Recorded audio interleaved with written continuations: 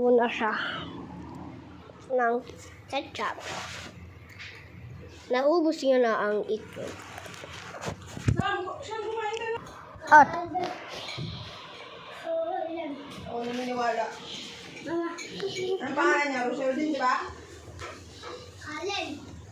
No? Kalen. Ba't Kalen? Kalen nata.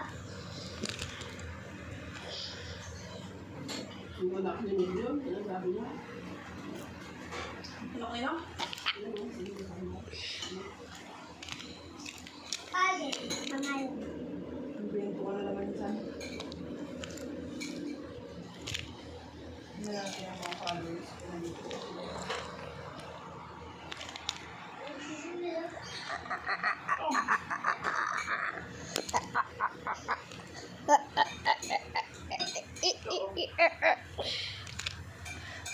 Eleven lang? Kaling nga, hindi naman sisingin. Kaling naman pala.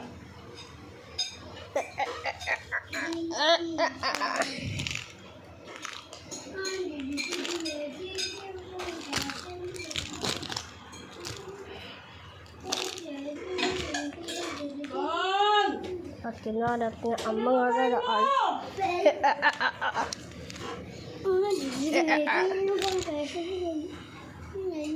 At saka nakita na ni Sam, wala na mga raraan.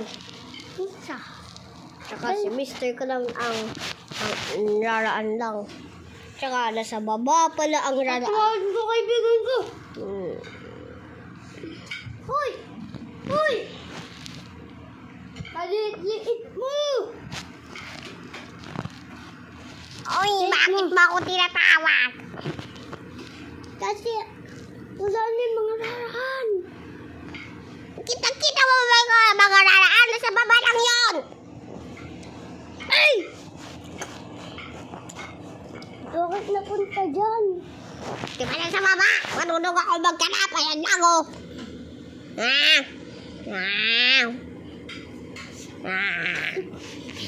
Pang nawala nga, di ka marunong magharap. He, Sino ba nagkalat? yun ako. Kumakain mo ako. Ano yun? Ano yan? Pagka, tingnan ako lang kang. Check! Di ba lang dito yung raraan si Mr. Kwa? Si Mr. Kwan. Mabait sa kanya. Sabi, ang ulam nila ay ano lang. Ang ulam nila ay ketchup lang. Saan raraan dito? Ano, hindi ako magharap. Tara, gawin natin. Gawin natin CCTV to. Mapakan yung sapatos. Gawin natin CCTV to. Sam! Yan. Yan. Okay. CCTV muna tayo. Dito. Dito yung CCTV. CCTV 1.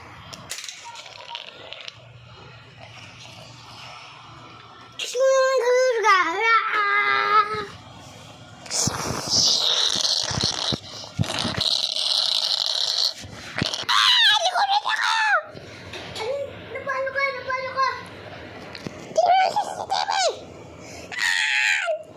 CCTV 2 muna tayo.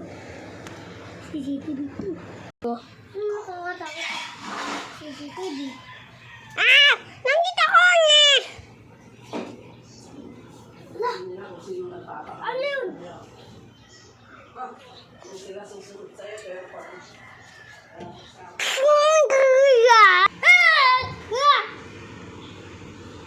Tingnan ulit na CCTV. CCTV 3. Mag-CCTV 4 na lang tayo. Hindi, CCTV 3 muna. CCTV ano na lang tayo. CCTV.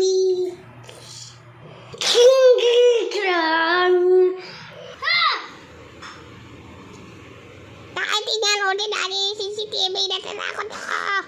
CCTV 4 na lang yan. Oo. Wala siya dito. CCTV 5 na lang. Wala pa din dito, uy. May ano dun? May nakabukas na pinto. Siguro dahil yung multo. Tara, puntahan natin yun. Saan galing yung mukura ron?